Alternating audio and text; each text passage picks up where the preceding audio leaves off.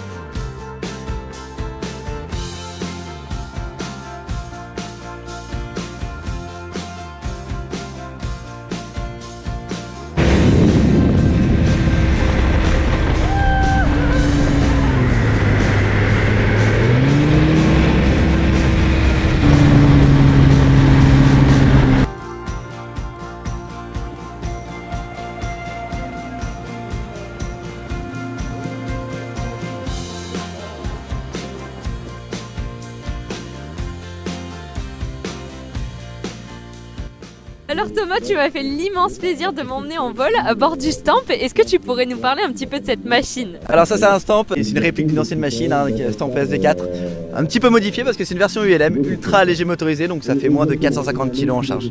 Et alors toi tu es à la fois instructeur, tu m'as dit en vol aussi que tu fais des baptêmes, vous êtes basé où? Alors moi je suis basé à Annecy et en effet je suis instructeur, donc à la base je forme des pilotes et en plus on fait des baptêmes sur ce joli Stamp depuis le mois d'avril. Est-ce que tu peux nous partager un petit peu l'histoire de cette ULM? Alors à la base le Stamp il est assez vieux, des années 1900 par là. La seule différence c'est que comme c'est une version moderne, cette machine était fabriquée en 2012, à partir de 2012 sur les premiers kits, c'est Raoul Sevrin qui a fabriqué les premiers kits de cette machine et nous on l'a fabriqué il y a 2 ans cette machine. Et qu'est-ce qui a fait que tu t'es dit que tu allais voler sur cette machine? Alors nous on adore voler à la tête à l'air, on adore ça et puis c'est un look rétro qui est excellent. C'est une machine qui est simple à piloter. Et comment t'as ressenti toi au pilotage parce que tu as piloté je crois? Oui, moi j'ai trouvé, franchement j'ai été assez impressionnée parce que je l'ai trouvée vraiment joueuse et hyper réactive. Ouais c'est une machine qui est très réactive, hein. T'as de grandes ailes avec des grands ailerons, c'est hyper actif, c'est comme à l'époque, il n'y a pas de différence de taille, donc c'est aussi joueur qu'à l'époque. Mais écoute, un grand merci à toi en tout cas pour ce vol. Avec grand plaisir et peut-être à une prochaine fois. Oui carrément, Annecy, c'est ça? Annecy, ouais, faut passer à Annecy.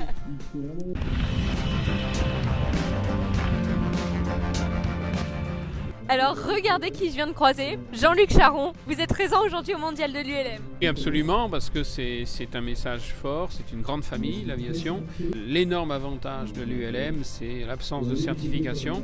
Cette absence de certification ne nuit pas à la sécurité et elle permet le foisonnement de toutes ces machines, qui est absolument extraordinaire. Il y a une ambiance, si on doit la rapprocher de quelque chose, c'est une ambiance très sympathique, c'est une sorte de hausse-coche. Et ce que je vois surtout, moi, c'est le côté Woodstock, c'est-à-dire extrêmement familial, extrêmement sympathique, les gens qui campent des fois en dessous de leur machine, le nombre de gens qui sont venus avec leurs différents types d'ULM, et c'est absolument extraordinaire. Donc vive l'aviation et vive la grande famille de l'aviation. Est-ce que vous pouvez nous parler de la relation qui existe entre les différentes fédérations? Vous, c'est la Fédération Française d'Avion. Là, c'est la Fédération Française du LM qui organise cet événement. Quel est votre lien entre les différentes fédérations? Alors, toutes les fédérations appartiennent au CNFAS, dont je suis le délégué général, c'est-à-dire le Conseil national des fédérations aéronautiques et sportives, où il y a absolument tout le monde.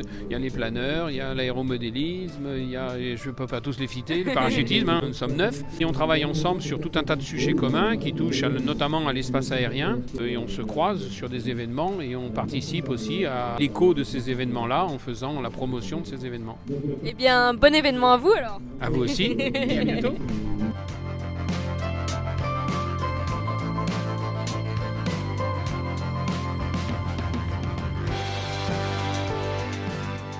Je viens de retrouver à l'instant Alexandre et Marie qui sont des paramotoristes et champions du monde. Est-ce que vous pouvez vous présenter, nous parler un petit peu de votre parcours? Pour ma part, je m'appelle Marie Mathéos et en termes de paramoteur, j'ai commencé en 2011 et en 2014, j'ai fait mes premières compétitions, championnat de France, etc. Et au fur et à mesure, j'ai pu accéder à l'équipe de France, aux championnats internationaux et aujourd'hui, voilà, on est tous les deux très investis dans la compétition. Et ce que tu oublies de dire, c'est que tu étais pilote de montgolfière à la base. Oui, c'est vrai. D'accord, parce que justement, j'allais te dire comment tu as découvert un peu ce domaine du paramoteur. Eh ben, j'étais en montgolfière quand un paramotoriste est venu tourner autour du ballon. Et je me suis dit, mais c'est quoi ce truc? Ça a l'air trop bien. Et il s'est avéré que j'ai rencontré le pilote du paramoteur quelques temps après. Il m'a fait découvrir un peu plus et il m'a présenté Alexandre. Et aujourd'hui, tu fais plus du tout de la montgolfière? J'en fais beaucoup moins. C'était mon métier à la base. Et puis maintenant, avec les compétitions, on peut pas tout faire. Donc maintenant, plus le paramoteur. Et toi, Alexandre? Moi, c'est un peu mon papa qui m'a transmis sa passion. Donc, j'ai commencé à voler à l'âge de 4 ans en tandem et en parapente à l'âge de 12 ans. Donc le paramoteur est venu très rapidement à l'âge de 15 ans derrière et je suis baigné dedans depuis tout jeune et c'est un plaisir. Là, on voit sur vos t-shirts écrit McFly, en fond écrit McFly. Qu'est-ce que McFly? McFly, c'est une marque de châssis et de cage en paramoteur, en titane. C'est la marque familiale qu'avaient les parents d'Alex et qu'on a repris il y a maintenant 2 ans. Donc c'est génial parce qu'on a la main mise pour le faire à notre goût. Et nous, on veut quelque chose qui soit assez polyvalent. Donc on utilise la même machine en compétition comme en école. Donc c'est top, quoi. Alexandre, donc vous êtes tous les deux champions du monde. Est-ce que c'est champion du monde en équipe, dans une discipline bien précise? Alors champion du monde en équipe de France, mais également en individuel. Et il y a la discipline slalom et classique. Le slalom, c'est comme les Red Bull Air Race. On vient slalomer entre les pylônes. Et classique, c'est un mélange économie d'essence, navigation, précision d'atterrissage. C'est le pilote le plus polyvalent qui remporte la compétition. Aujourd'hui, vous êtes marraine et parrain de l'événement. Qu'est-ce que ça représente pour vous? C'est une fierté parce que pour nous, c'est un meeting important, Blois et le mondial de l'ULM. Et je pense que ça se développe de plus en plus. C'est une belle vitrine pour notre activité. Tous les ULM sont représentés. Nous, on est aussi pilote dans d'autres classes ULM, donc on a aussi plaisir de voir les dernières nouveautés. Donc c'est une fierté de pouvoir représenter notre discipline principale qui est le paramoteur. C'est cool, quoi. Ouais, c'est sûr qu'on a la chance de pouvoir réunir 6 classes dans une seule famille qui est l'ULM et de pouvoir être là au même endroit tous ensemble. On est tous autour de la même passion. Oui, parce que l'ULM, ça ne s'arrête pas justement à cet aéronef qui ressemble comme 2 gouttes d'eau à un avion, qui est le multi-axe. Il y a également les paramoteurs, les hélicoptères. J'ai appris récemment qu'il y avait des hélicoptères ULM. Ça, c'est assez incroyable. Alors moi, ce que j'aimerais, parce que je connais pas du tout le monde du paramoteur, est-ce que vous pourriez nous présenter un paramoteur? On va faire un tour de paramoteur. C'est dans cette sellette que le pilote est assis une fois en vol. On a une cage, c'est tout le grand truc rond qui protège l'hélice. Cette cage, chez nous, elle est démontable hyper rapidement. En moins de 5 minutes, tu peux avoir démonté, remonté ton paramoteur. Ça, c'est le côté super cool parce que quand tu vas sur un terrain, tu sors ton équipement, tu le prépares, c'est rapide, tu fais ta pré-vol comme tous les ULM et après tu vas voler. C'est le côté hyper autonome. Et on a la motorisation, donc en fonction du poids du pilote, de ce qu'il a envie de faire, etc., on va adapter la puissance, le poids, etc. On a le réservoir. Nous, on peut avoir jusqu'à 17 litres d'essence. En tout cas, on a 3 tailles de réservoir et le plus grand, il fait 17 litres. On consomme entre 3 et 5 litres d'essence à l'heure. Donc autant vous dire qu'on a déjà le temps de faire des belles balades.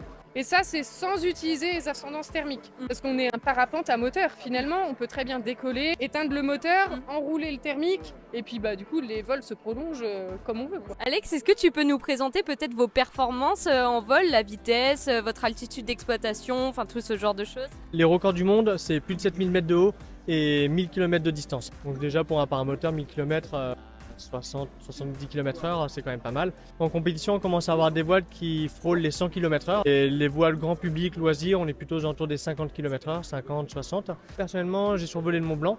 Donc ça, c'est quelque chose qui était vraiment sympa à faire et c'était très joli. Et avec un moteur qui n'était pas préparé, donc avec un moteur vraiment de lambda public. Et on a vraiment un potentiel qui est assez grand sur des petites motorisations donc de 2 temps. Et alors justement, d'un point de vue réglementation, il vous faut quoi pour pouvoir décoller en paramoteur? Vu de l'extérieur, ça a l'air d'être assez libre. On pourrait décoller de son jardin. Oh, génial! Voilà. Après, il faut l'autorisation du propriétaire du terrain. Donc après, c'est comme toute classe du LM, il faut quand même une distance de sécurité, pas de ligne de tension, pas encadré d'arbres ou quoi que ce soit, mais c'est tellement plus simple, il n'y a pas besoin d'une piste. Et là, pour ça, la mise en place, on sort le paramoteur du coffre de la voiture, on est sur un bout de terrain de 50 mètres par 50 mètres et ça suffit amplement.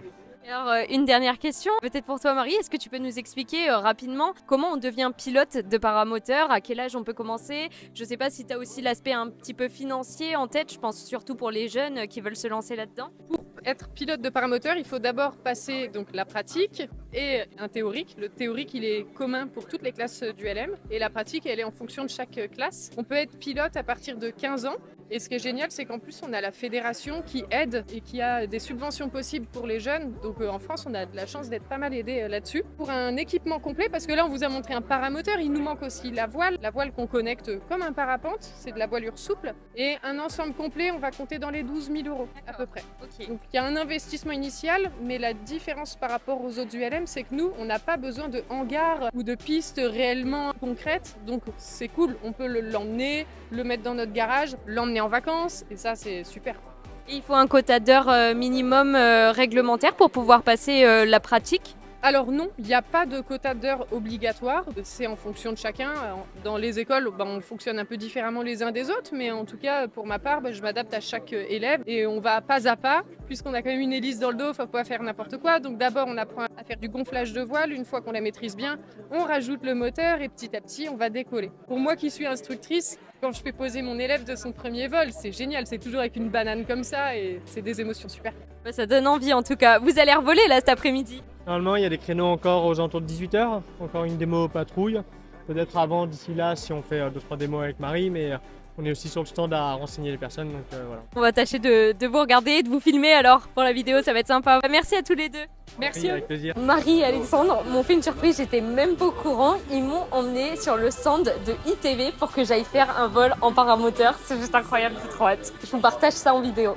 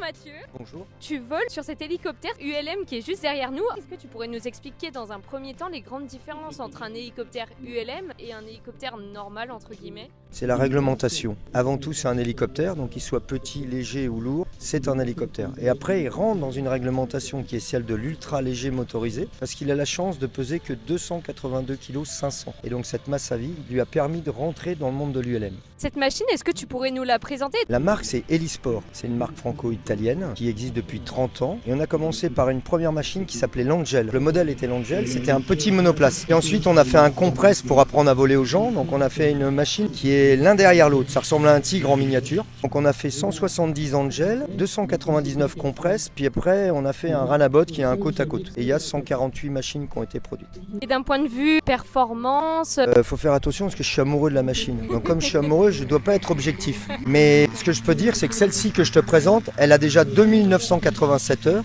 Elle les a fait en moins de 4 ans parce que j'ai la chance de voler 1000 heures par an. Donc ça veut dire que c'est un vrai monde, c'est le monde réel. Que je suis venu en volant de Barcelonnette à ici, qui a 600 km. Elle consomme donc 20 litres d'essence à l'heure. Elle vole à 220 km/h à vitesse max, donc on va dire 160 km/h vitesse de croisière. Et elle s'est vraiment volée. Le compresse a aussi fait un long voyage pour aller se présenter à Oshkosh aux États-Unis. Donc elle a été capable de faire France, Angleterre, Islande, Groenland, Canada, États-Unis pour être dans un salon qui s'appelle celui de Oshkosh. Cette machine, c'est toi qui l'as construite, donc tu as une entreprise. Est-ce que tu peux nous en parler un petit peu plus dans les détails? Cette entreprise, elle s'appelle Helisport. Elle est un partenariat italien qui est à Turin et un partenariat français qui est dans les Alpes du Sud, à Barcelonnette. Donc on travaille ensemble depuis 30 ans et donc on a eu la chance de faire toute cette production dans notre histoire de vie. Qu'est-ce que ça représente pour toi d'être présent aujourd'hui au Mondial de l'ULM? Déjà, le remerciement du monde de l'ULM qui a bien voulu créer la classe 6 hélicoptère ULM. Parce que ça a été un long chemin, parce qu'au départ, il n'est que dans le monde certifié. Et donc, on a eu la chance d'être accueillis dans cette famille. Donc, ça représente le respect de... Ils nous ont fait venir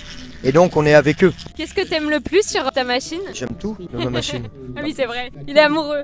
C'est pas objectif. Ouais.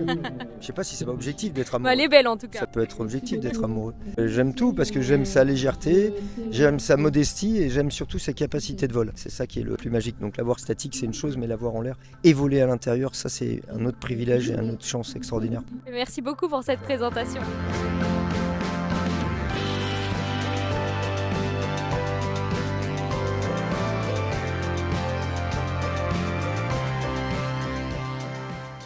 Bonjour Sébastien. Bonjour Elodie, bienvenue au Mondial de l'ULM. Merci à toi. Est-ce que tu pourrais te présenter? Alors moi je suis Sébastien Perrault, je suis président de la fédération depuis 2 mandats. On organise le Mondial de l'ULM avec le département du Loir-et-Cher depuis 3 ans. La fédération a été créée en 1981 par son premier président Alain Drière. Et dès le début on a fait un rassemblement à Blois. Donc en fait on ne fait que poursuivre une longue histoire, 42 ans de rassemblement à Blois. C'est à la fois un lieu où tous les ULM peuvent arriver de toutes parts, donc sur les 3 jours il y a 750 machines de prévues, ça fait du monde. C'est un lieu aussi où il y a beaucoup d'exposants, donc tout ce qu'on voit c'est des constructeurs, des équipementiers, des partenaires, français, européens, étrangers. Et puis c'est aussi un lieu où il y a des partages, des thématiques sur le sport, sur le handi, sur le paramoteur, sur les ULM rétro. Et on est très, très heureux de ce moment-là parce que c'est vrai que l'ULM ça doit rester du fun et du partage, de l'innovation. Et en fait, il faut que les gens sachent que si on veut voler, on est jeune ou moins jeune, c'est possible. Ça passe essentiellement par un truc accessible et simple pour tous les budgets et avec une très grande diversité. Donc on n'a pas idée de la diversité et de la richesse du monde de l'ULM. Et quand on vient au mondial de l'ULM, c'est vrai qu'on la voit un peu. Alors tu viens de le dire, c'est un mondial. Est-ce que tu sais à peu près combien de pays sont représentés? Alors c'est principalement européen. La France est le premier pays en Europe en nombre de machines et en nombre de pilotes. Ça c'est une spécificité. On a placé aussi cette édition sous le signe de l'autogire puisque ça fait 100 ans que le premier autogire avec de la Serva a volé en 1923. Et ça fait depuis 1998 que l'autogire est raccroché à la réglementation ULM. Il y a environ 800 à 1000 autogires en France. Et puis on a aussi nos parrains Marie et Alexandre Mathéos qui sont champions du monde multirécidivistes en paramoteur. Ça montre le dynamisme de l'ULM bien sûr, du sport et au niveau international. Une dernière petite question, quelle est la grosse difficulté dans l'organisation d'un tel événement? Organiser une manifestation en général c'est compliqué. Et alors une manifestation aérienne c'est encore un peu plus compliqué. Et on ne peut pas dire que l'époque soit simple pour ça. Mais quand il y a de la passion, des équipes de bénévoles extraordinaires, des gens motivés, les choses avancent parce qu'elles sont structurées. Et c'est ça qui est sympa, c'est-à-dire qu'on voit bien que chacun trouve sa place, chacun peut s'y inscrire s'il le souhaite. Et c'est la force d'une fédération de maintenir cet esprit. Merci beaucoup Sébastien. Je t'en prie, merci à toi. Bonjour Paul. Bonjour Lady. Est-ce que vous pouvez vous présenter s'il vous plaît? Oui, je suis Paul Winet, j'étais président de la fédération ULM en Belgique pendant 12 ans. J'ai changé un peu de boulot maintenant, j'ai laissé la place à quelqu'un d'autre et je me suis investi à fond sur Safe Sky. Qu'est-ce que Safe Sky? Safe Sky c'est 2 choses, c'est d'abord la sécurité. On partage le ciel avec beaucoup d'aéronefs, beaucoup de pilotes de toutes catégories et il n'y a aucune langue qui nous réunit. Ça veut dire qu'on n'échange pas les positions en l'air, on ne sait pas qui est où et comment. Donc ça c'est la sécurité. Deuxième chose, c'est le fun. On veut voir où se trouvent les copains dans l'air pour prendre rendez-vous, pour voler ensemble, pour partager le plaisir du LM. C'est les 2 fonctions ensemble, mais la sécurité quand même d'abord. C'est une application qui existe depuis combien de temps? Elle existe presque 3 ans, 2 ans et demi, et on a atteint plus de 50 000 pilotes qui utilisent actuellement Safe Sky. Mais ce n'est pas uniquement une application tout seul en soi. En fait, depuis 1 an, on a changé des caps. Ce n'est plus une application tout seul, c'est devenu une communauté de tous les systèmes de tous les pilotes qui envoient leur position en l'air par n'importe quel moyen. Et on agrège, on rassemble toutes ces informations, on les rebalance par Safe Sky, par d'autres moyens vers nos pilotes. Et alors, comment est utilisé Safe Sky aujourd'hui? À quoi il sert? À voir qui d'autre est dans le ciel, parce que nos yeux sont vraiment limités. Avec la vitesse dont on vole actuellement, l'angle de vision de nos yeux est limité à 30 degrés, donc on ne voit presque pas tout ce qui vole. En général, on demande aux passagers, aux copilotes, est-ce que vous voulez m'aider à regarder dehors? Eh bien, Safe Sky, c'est une application qui vous donne 2 yeux supplémentaires pour bien regarder dehors. Et donc là, la direction des vols, ils l'utilisent pour avoir les informations sur les aéronefs en vol? Exactement, ça leur facilite la tâche parce qu'ils voient déjà longuement avant les gens appellent la tour. Ils savent qu'il y a 2 avions d'ici 5 minutes qui vont s'approcher, ils peuvent prendre note. Donc ça leur facilite énormément la tâche en regardant un écran sur une télé normale. Et donc ils repèrent beaucoup plus et pas uniquement sur le son de la radio que les pilotes utilisent. Est-ce que vous pouvez nous montrer à quoi ça ressemble? C'est l'écran normal qui donne la carte avec tous les avions qui sont ici dans le coin, en approche. Et il y a un deuxième écran qui est en vol, qui est un radar qui vous indique où se trouve le trafic. Ici à droite, un peu plus haut, en bas. Donc orange, ça veut dire s'il pourrait être une collision en 1 minute. Si c'est vraiment trop proche, ça devient rouge, ça commence à flasher. Et en plus, il y a une alerte auditive dans votre casquette qui dit attention, traffic 2 o'clock. Il faut regarder. Donc du moment qu'il y a une alerte, il ne faut pas regarder l'écran, il faut regarder dehors, là-bas. Si vous savez où bien regarder, vous allez voir nettement meilleur que si vous spottez comme ça dans le ciel. L'application est gratuite pour toutes les fonctions qui sont en sécurité. Et on veut faire ça parce qu'il y a beaucoup de gens qui sont hésitants à émettre leur position. Et on leur donne la garantie qu'ils peuvent choisir l'anonymat parfait. On peut voler avec le nom de son chien. Ce qui nous intéresse, c'est qu'il y a quelque chose qui vole à ce moment-là, la position. Si vous voulez partager avec vos copains, il y a toute la possibilité d'inviter des gens et d'indiquer mon copain, il est en vol, je veux le retrouver quelque part. Merci beaucoup Paul pour ces explications. Bien volontiers.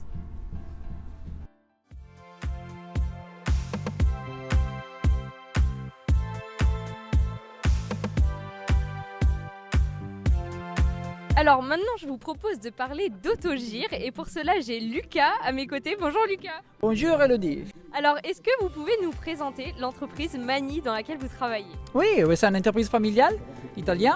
On travaille depuis plusieurs années. C'est mon père qui a démarré cette activité il y a plus de 50 ans. Et il est parti dans un garage à faire des petits protos et on est arrivé à l'évolution d'aujourd'hui avec des autogires modernes qu'on va vendre par tout le monde. Et les marchés français, et c'est bien, on a beaucoup d'amis français, voilà. Donc du coup, vous êtes un constructeur d'autogire, mais est-ce que vous pouvez expliquer à ma communauté ce qu'est un autogire? Ok, l'autogire c'est une machine pas très bien connue, c'est une machine récente. On célèbre aujourd'hui dans le salon mondial ULM l'anniversaire des 100 ans de la première vol de l'autogire. C'est une édition spéciale pour nous. C'est un peu entre l'hélico et l'avion. Ça veut dire qu'on a une aile rotante, qui n'est pas en communication de puissance avec l'hélice. Et ça veut dire que l'aile rotante vole et continue à tourner par le vent qui passe à travers le disque de rotor. Ça donne une machine très simple, beaucoup plus simple au niveau du pilotage et de maintenance de l'hélico. Il a des caractéristiques de maniabilité et affabilité exceptionnelles pour les pilotes de loisirs. Donc d'un point de vue pilotage, c'est cette pale qui va permettre la sustentation de l'aéronef et aussi également d'avancer. La sustentation c'est donnée par la pale et rotor principal. La possibilité d'avancer c'est donnée par l'hélice puissante en ce cas qui donne l'avancement de la machine. Et puis j'ai vu que vous aviez fait un choix de Duke hélice pour... Oui, comme je dis, on a plusieurs amis, plusieurs collaborateurs en France. La Duke hélice c'est une boîte totalement française et sur laquelle nous on achète des hélices de plusieurs temps. Et donc là, on a juste derrière nous votre nouvelle machine. Est-ce que vous pouvez nous en parler? Qu'est-ce qu'elle a de nouveau par rapport aux autres? Oui, ça c'est la nouvelle machine, c'est une machine en tandem, ça veut dire les pilotes et copilotes un derrière l'autre. C'est une machine étudiée pour voyager, stable, facile, en bonne vitesse de croisière et en bon confort à bord. Est-ce que ça existe en double commande ou pas? Exactement, cette machine ça peut être proposée en version comme laquelle qui est ici, ça veut dire pour loisir, pour un seul pilote, ou avec un kit double manche pour l'instructeur et on peut aussi doubler l'instrument, l'avionique pour avoir un contrôle de la machine aussi derrière. Et quelles sont un petit peu les performances et les plages d'utilisation de ces autogires en termes de vitesse, d'altitude? Notre gamme, c'est une gamme qui a plusieurs possibilités.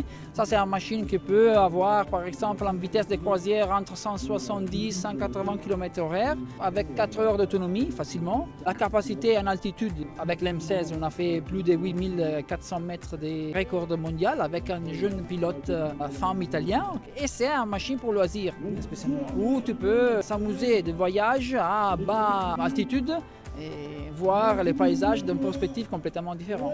Et ça pèse combien ce type de machine?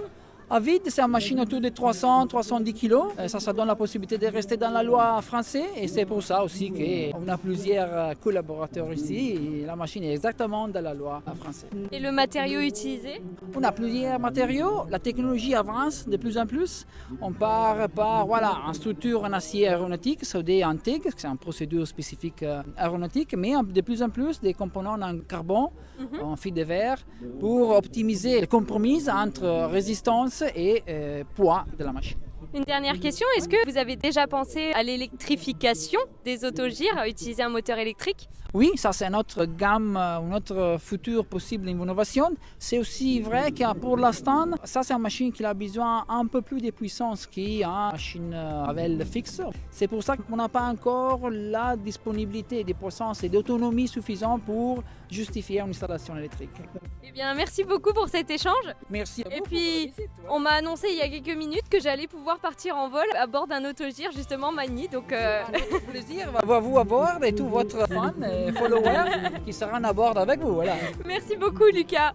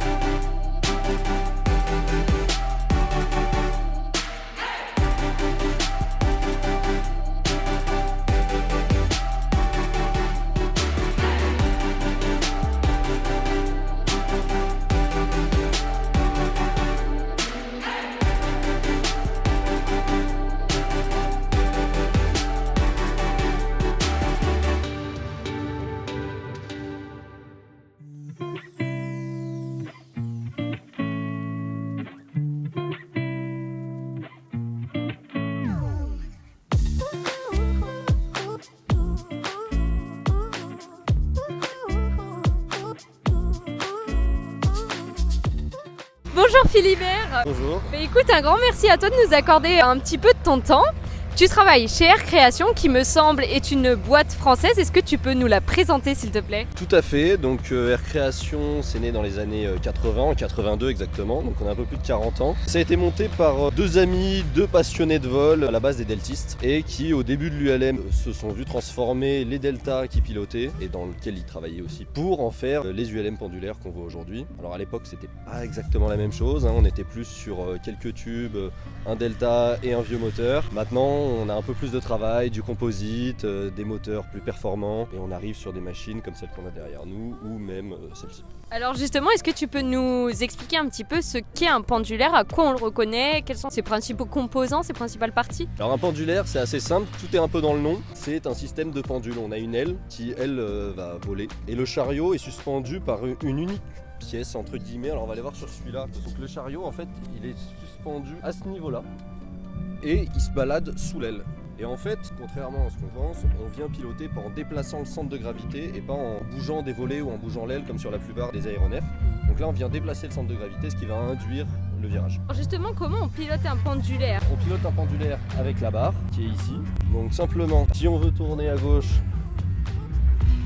on lève à droite pour venir créer en fait un point autour duquel on va tourner. Pour aller à droite, c'est l'inverse. Et ensuite, pour monter et descendre, ça va se faire avec les gaz. La barre en elle-même, elle va plus servir à prendre de la vitesse ou à ralentir. D'accord. Venir chercher le décrochage pour se poser. Mais la prise d'altitude va se gérer avec les gaz. Donc gaz qui sont sur le pied droit et frein sur le pied gauche. Ensuite, on a une équivalence au régulateur aujourd'hui qui se trouve ici et qui vient en fait figer un tour moteur précis. Ça c'est plus pour du vol en palier, quand on a une grande distance à faire, ça évite d'avoir en permanence de la pression sur le pied.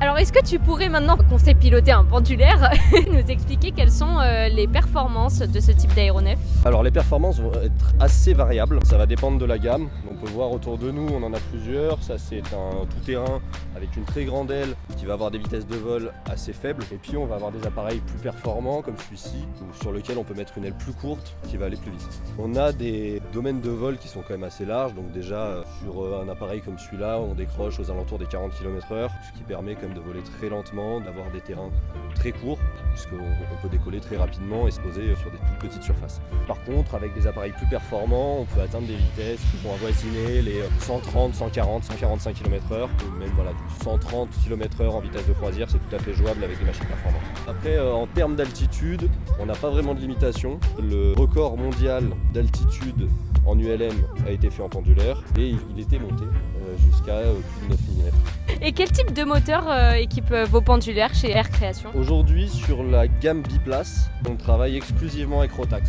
Celui-ci, c'est un Rotax 80 chevaux. On va aussi monter des moteurs 100 chevaux et des moteurs 100 chevaux injection sur certaines machines, au choix. Et vous avez aussi de l'électrique, non? Depuis peu, on propose un appareil électrique en monoplace qui va être commercialisé début 2024. Et puis viendra dans la foulée le biplace sur lequel on va travailler fort de notre expérience sur l'électrique monoplace. Tu m'as dit juste avant qu'on fasse cette interview que vous aviez une autre nouveauté côté Air Création. Tout à fait, on a ramené la Bionix 15.2, donc à savoir que la gamme Bionix, on l'a montée dans les années 2000 et elle est équipée d'un système qu'on a breveté de façon mondiale, donc on est les seuls à pouvoir fabriquer ce type d'aile là, avec un corset qui vient déformer la structure de l'aile en vol pour augmenter le domaine de vol. Et donc la Bionix 15.2 est la dernière aile qu'on a équipée de ce corset. C'est donc une aile de 15 mètres carrés à configuration variable qui permet notamment pour les vols montagne ou les écoles.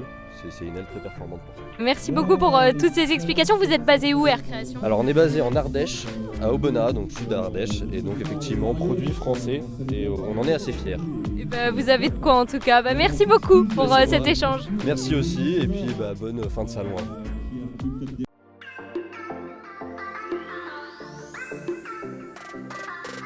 Bonjour Jean-Paul. Bonjour Elodie. Est-ce que tu pourrais nous présenter ton association s'il te plaît? Alors les Citoyens du Ciel, c'est une association qui a été créée en 2006. On est un petit peu jeune quand même, hein, mais bon, vieux pour une association, dans laquelle on s'est dit on va faire quelque chose pour les jeunes qui sont en situation de difficulté. Pour nous, difficulté, handicap, tout est mixé. C'est la mixité du handicap qui est importante. On leur amène directement la passion de l'aéronautique pour que justement ils apprennent à reprendre confiance en eux et qu'ils puissent se permettre après de s'envoler avec eux-mêmes, avec leurs propres valeurs, pour devenir peut-être pilote ou pas pilote, mais de pouvoir affirmer ce qu'ils ont vraiment envie de faire. Voilà ce qu'on fait avec plusieurs actions. Donc on a une action qui est prévue justement avec eux qui s'appelle la Coupe des Citoyens du Ciel. C'est un cursus de formation sur 2 ans dans lequel ils apprennent à devenir organisateurs de tours aériens solidaires. Et tours aériens solidaires, on part d'escale en escale et on offre des heures de vol à d'autres personnes en situation de handicap.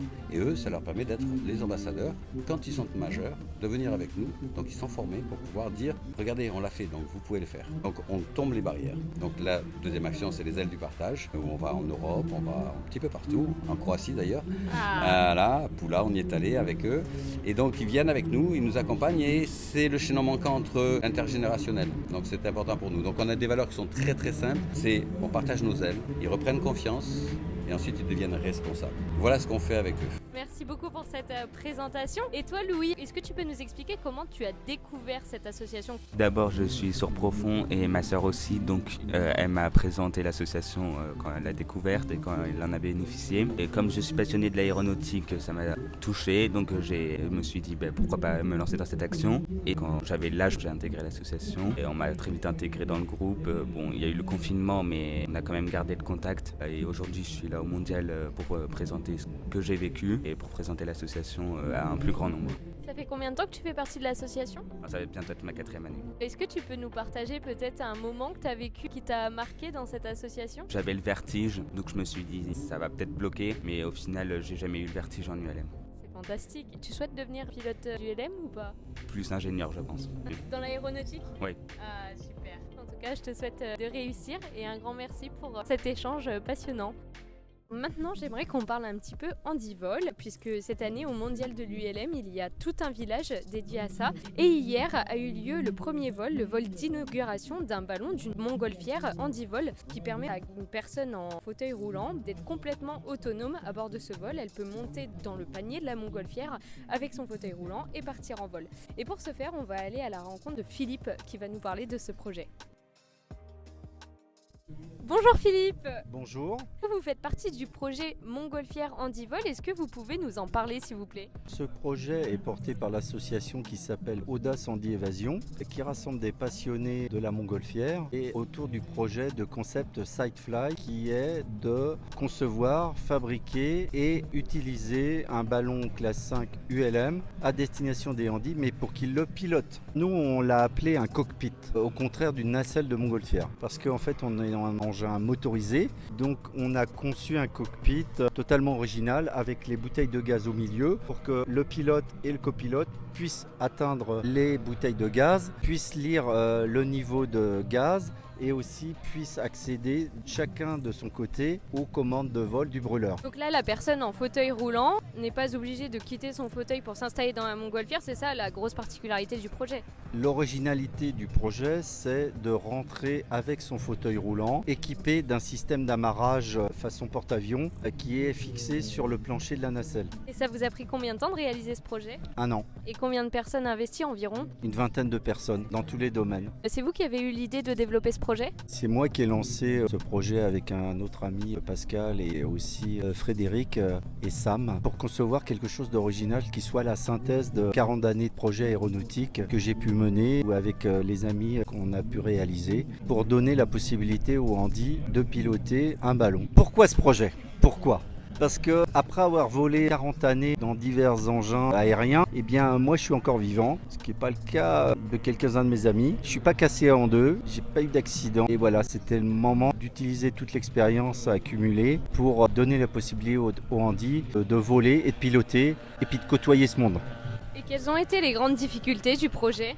En fait, il n'y en a pas eu parce qu'il y a toujours des solutions. Et puis, on a rassemblé quand même une équipe multidisciplinaire avec une grosse expérience, pas uniquement dans le technique, dans la communication, dans le web, dans la recherche de partenariats, dans la logistique, dans la restauration pour faire des galettes. En fait, chacun a sa place. C'est surtout une aventure humaine. C'est pas une aventure technique. Un petit peu, mais en fait, la technique, on arrive toujours à trouver une solution pour autant qu'on ait les bonnes personnes. C'est pourquoi le nom de l'association, Audace Handi Évasion. On a de l'audace pour lancer des projets, on a des handis, et puis avec tout ça, on va créer des engins aériens, terrestres et maritimes pour aller s'évader ensemble et vivre une aventure commune. C'est surtout ça. Hier, j'ai pu voir qu'il y a eu un vol de réaliser avec votre ballon. Est-ce que vous pouvez nous en parler? Hier, ça a été un moment intense parce que ça a été le premier vol avec Sam, qui est tétraplégique, aventurier autour du monde, qui est allé jusqu'en Chine avec son camion, qui a une volonté et qui donne de l'énergie. C'est incroyable. Et tous les acteurs principaux du projet étaient là. Sa famille était là, sa maman, son papa, son tonton et aussi notre partenaire OCI qui nous a suivis dans ce projet, dans l'aventure humaine qu'elle représente. C'est surtout ça l'important. Et tous les gens auxquels on tenait qui étaient là pour ce vol.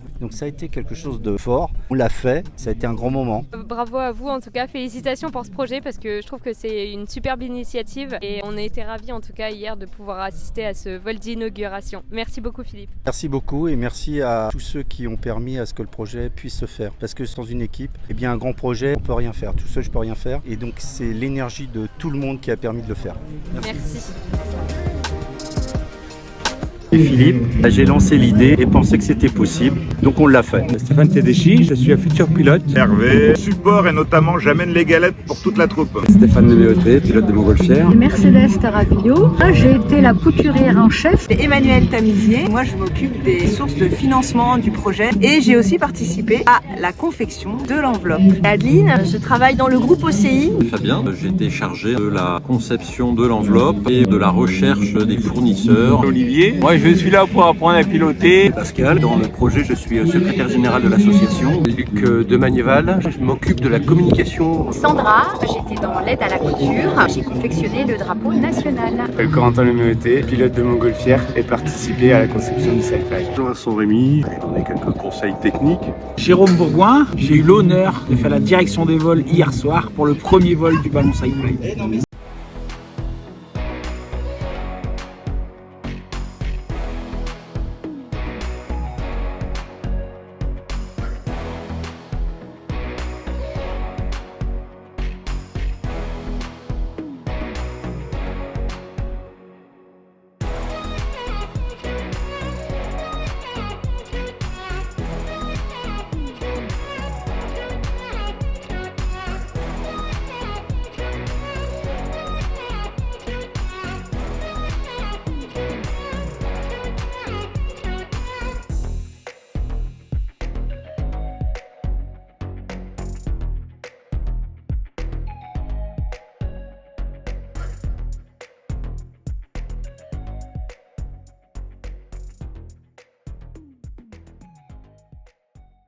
Et voilà, j'espère que cette vidéo YouTube vous a plu, que ça vous a permis d'en savoir un petit peu plus sur ce domaine de l'ULM. Je tiens à remercier et à féliciter la fédération pour l'organisation d'un tel événement. On était ravis d'être présents.